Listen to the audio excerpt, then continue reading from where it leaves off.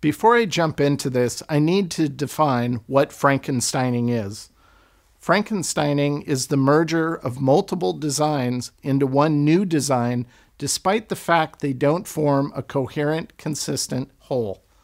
This leads to monstrous design solutions worthy of crowds carrying pitchforks and torches. Regardless of how well you itemize deliverables in your quote in terms of the scope of work, a client at times may still try to Frankenstein the process when presented with design directions. We've all experienced this to some degree.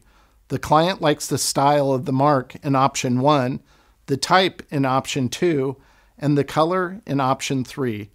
And they want you to play Dr. Frankenstein and sew them all together to form their own new identity creature. This type of request is usually prefaced by the statement, "We love it, but," and what follows is a soul-crushing problem you have to respond to diplomatically without stepping on toes or offending your client. Some compromise is acceptable though, such as a color shift. But anytime a client requests a change that contradicts your rationale, take the time to fully explain to them the contradiction. Reinforce that it wasn't a random design decision on your part.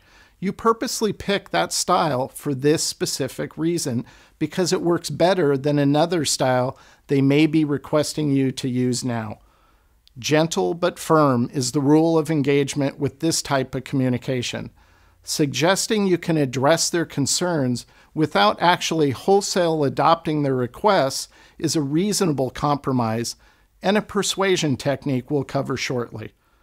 You want to direct them to focus on and define the one strongest direction they like more than the others, even if they're not completely satisfied with every aspect of it.